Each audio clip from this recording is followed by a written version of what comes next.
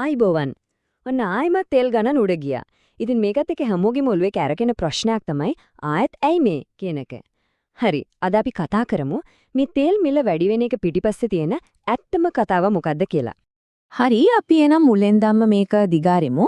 මොකද තෙල් මිල නැග්ග ගමන් සෝෂල් මීඩියා පැත්තට ගියොත් දකින්න තියෙන කේන්තිය, ඒ අහන්න ප්‍රශ්න අන්න එතනින් තමයි අතර මේ කතාව පටන් ගන්න ඕනේ.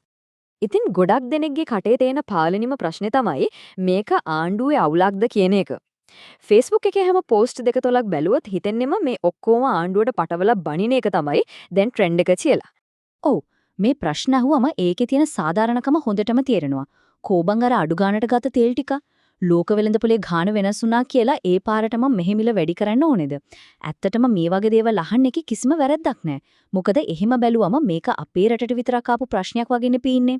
හැබැයි ඉතින් කතාවේ සම්පූර්ණ චිත්‍රය දකින්න නම් අපි පොඩ්ඩක් ලංකාවෙන් එළියට ගිහින් බලන්න ඕනේ ලෝකෙ මොකද්ද වෙන්නේ කියලා. මොකද හේතුවක් නැතුව ප්‍රතිඵලයක් ඇති වෙන්නේ නැහනේ. මෙන්න මේකයි ඇත්තම කතාව.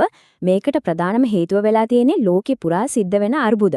ওই මැද පිරිදිග ගැටුම්, තාමත් ඇදෙන රුසියානු යුක්‍රේන යුද්ධය මේ ඔක්කොම නිසා එකපාරටම ලෝක වෙළඳපොලේ තෙල් මිල ගණන් අහසට නැග්ගා. ඉතින් එහෙම වුණාම ඒකේ රිටර්න් එක දරුණුටම වදින්නේ අපි වගේ පොඩි රටවල් වලට තමයි.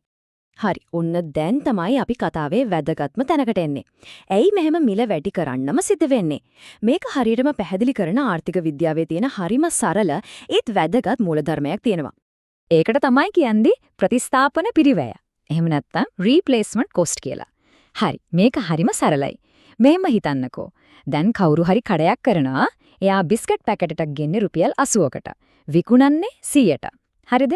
හැබැයි ඒක විකුණලා ආයෙත් අලුතෙන් බිස්කට් පැකටයක් ගේන්න යනකොට තොග මිල 110 වෙලා. එතකොට අර පරණ එක රුපියල් 100ට වික්කොත් අලුත් එක ගෙන්න තව රුපියල් 9ක් හොයාගන්න වෙනව නේද? අන්න ඒ වගේ. රීප්ලේස්මන්ට් කොස්ට් කියන්නේ දැනට අපේ ගබඩාවල තියෙන තෙල්වල ගාණ නෙවෙයි. ඊළඟට ගේන්න යන තෙල් නවට ගෙවන්න වෙලා අලුත්ම වැඩි වුණු මිල. හරි. එතකොට තමයි ගොඩාක් දෙනෙක්ට තියෙන ලොකුම ප්‍රශ්නේ මතුවෙන්නේ. ඒකිට කමක් නැහැ අඩු ගානට ගත්ත ටික ඉස්සෙල්ලා අඩු ගානටම විකුණලා ඉවර කරමු කියලා. ඇත්තටම ඒක තමයි මේකට එන ප්‍රධානම තර්කය. හරි. අපි බලමු ඇයි එහෙම කරන්න බැරි කියලා.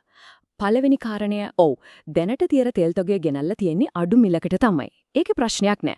හැබැයි දෙවෙනි කාරණේ තමයි දැන් ලෝක වෙළඳපොලේ තෙල් බැරල් එකක ගාන අහස උසට ගිහින්. එතකොට මොකද වෙන්නේ? ඊළඟට ගෙන්නන තෙල් නැවට ගෙවන්න දැන් ඊට වඩා ගොඩාක් සල්ලි ඕන.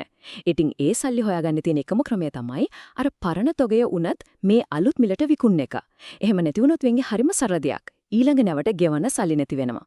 ඉතින් මේ ලෝක වෙළඳපොලේ යථාර්ථයක එක්ක රටක් විදිහට අපි ඉස්සරහට තියෙන හැරිම පැහැදිලි හැබැයි ටිකක් අමාරු තෝරා ගැනීමක්. මෙන්න බලන්න ඒ තෝරා ගැනීම දෙක. එක පැත්තක් පරණ ගානටම තෙල් විකුණනවා. එතකොට මොකද වෙන්නේ? ඊළඟ තෙල් නැවට ගෙවන්න සල්ලි මදි වෙනවා. තෙල් ගේන්න බැරි වෙනවා. අන්තිම ප්‍රතිඵලය ආයෙමත් සැතපුම් ගණන් දිග තෙල් පෝලිම්. අනිත් පැත්ත අලුත් මිලට ඒ කියන්නේ අර රිප්ලේස්මන්ට් කොස්ට් එකට තෙල් විකුණනවා. එහෙම වුණොත් ඊළඟ නැවට ගෙවන්න සල්ලි ඇතේ තියෙනවා. තෙල් සැපයුමක් කඩයිමක් නෙටුව කෙරගෙන යන්න පුළුවන්. පෝලිම් නෑ. එහෙනම් අපි තේරුම් ගන්න ඕන වැදගත්ම දේ තමයි මේක දේශපාලන වාසිවලට කරන දෙයක් නෙවෙයි රටේ තෙල් සැපයුම කඩයිමක් නෙදුව පවත්වාගෙන යන්න ගන්න සිද්ධ වෙන ප්‍රායෝගික ආර්ථික තීරණයක් කියන එක. සරලවම කිව්වොත් මේක අපේ රටේ දේශපාලනයට වඩා ලෝක ආර්ථිකයේ තියෙන ඇත්ත යථාර්ථයත් එක්ක සම්බන්ධ දෙයක්. ඔව් මේ මිල වැඩිවීම අපිට දරා ගන්න අමාරුයි තමයි. හැබැයි රටේ තෙල් හිඟයක් ඇති වෙලා ආයිත් පොලි මුල්ල දුක් විඳිනවට වඩා මේක ප්‍රායෝගික විසඳුමක් වෙනවා. මේ වගේ නවතම තොරතුරු දැනගන්න අපිව ෆොලෝ කරන්න.